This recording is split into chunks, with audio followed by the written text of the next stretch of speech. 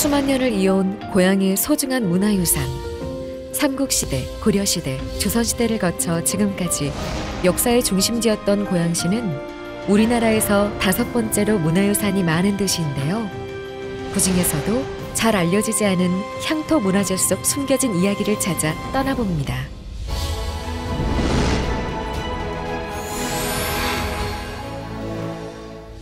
그 첫 번째 시간, 우리나라의 100대 명산이자 고양시 1번지 북한산으로 향해 볼까요?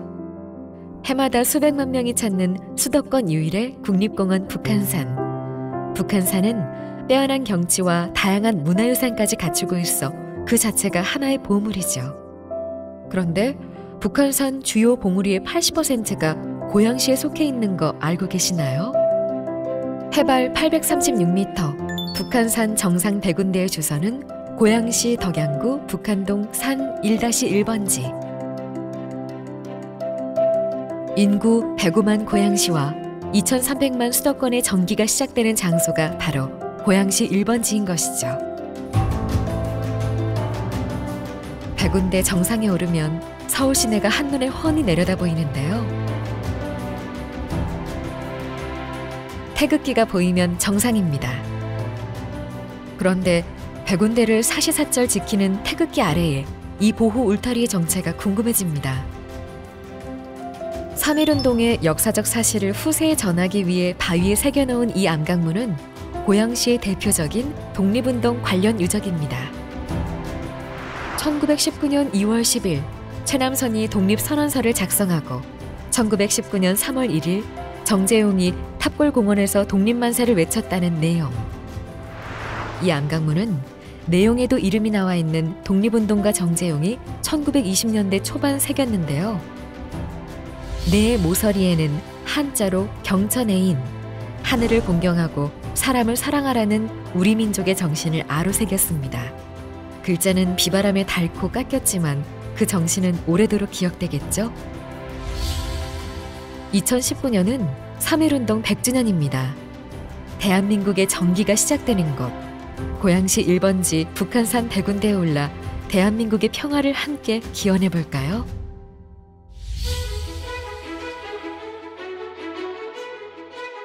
북한산의 훌륭한 산세를 마주보고 있는 한미산, 노고산이라고도 불리는 이곳에 천년고찰 흥국사가 있습니다. 신라 때 고승 원효대사가 흥성암이란 이름으로 창건했다는데요. 1400년에 가까운 역사를 이어온 흥국사는 수많은 문화유산을 간직하고 있습니다.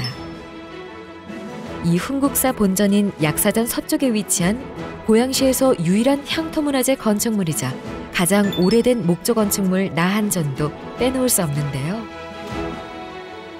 나한은 불교의 수행을 완성하고 사람들로부터 존경을 받을 만한 성자를 뜻합니다.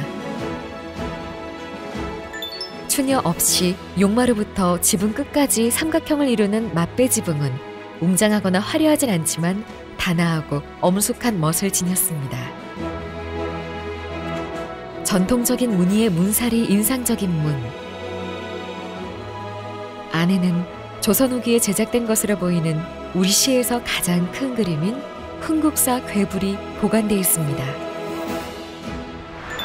우리나라에서 몇 개 안 되는 이 대형 괴불은 1년에 한 번 부처님 오신 날에만 볼 수 있다네요. 나한전은 조선 후기 19세기 후반 불전의 건축 양식을 보여주는 의미 있는 건물로 평가받고 있습니다.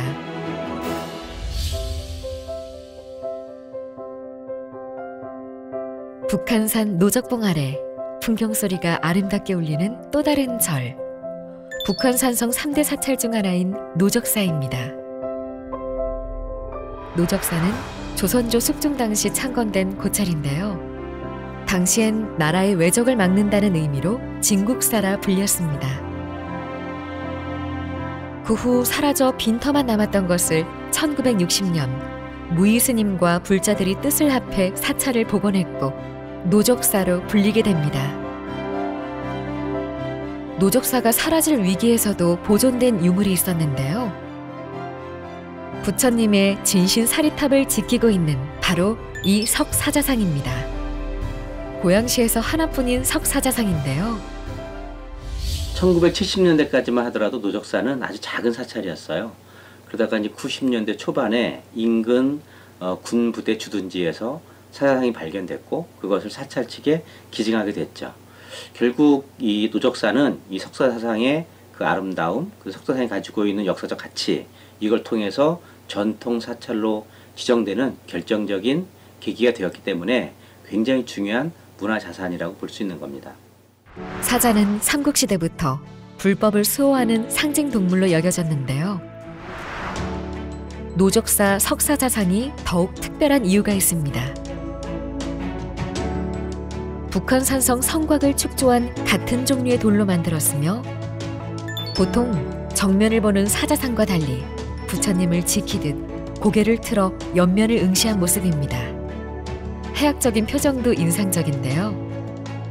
네모난 몸통과 대좌, 몸에 비해 간략해진 다리의 형태를 볼 때 조선 후기에 제작된 것으로 추정됩니다.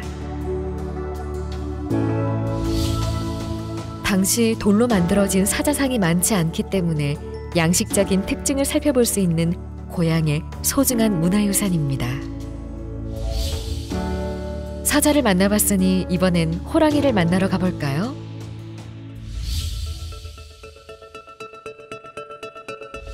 이 호랑이는 고양시 초등학교 교과서에도 나올 만큼 유명합니다. 먼저 눈에 띈 것은 효자 정려비였는데요. 조선 효자 박공태성 정려지비. 이 비는 박태성의 효행을 기리기 위하여 조선 고종 때 세워졌습니다. 효자비 뒤편 250m 지점이 바로 박태성의 묘소가 있는 곳. 봉분 옆에 이 작은 민무덤에 박태성과 우정을 나눈 호랑이가 묻혀 있다고 전해집니다. 조선조 정조 때의 인물인 박태성이 아버지의 무덤을 매일 참배하고 인사를 드리기 위해서 서울서 이곳을 오자 인왕산에 있던 커다란 호랑이가 박태성을 태우고 매일 이곳 아버지 묘까지 데려다 주었기 때문에 이곳에 호랑이 석상과 호랑이 무덤, 그리고 박태성과 그의 아버지 박석의 묘가 남겨져 있는 것입니다. 이 호랑이상은 20년 전에 세워졌는데요. 위에 올라타면 효자가 될 수 있다는 이야기도 전해집니다. 그런데 50m 아래 또 다른 무덤이 있습니다. 효자 박태성이 호랑이를 타고 매일같이 참배를 드리러 갔던 아버지 박세걸이 잠든 자리인데요. 수많은 세월이 지난 지금까지도 이들은 함께하고 있습니다. 동서고금을 막론하고 지켜야 할 가치로 여기는 효.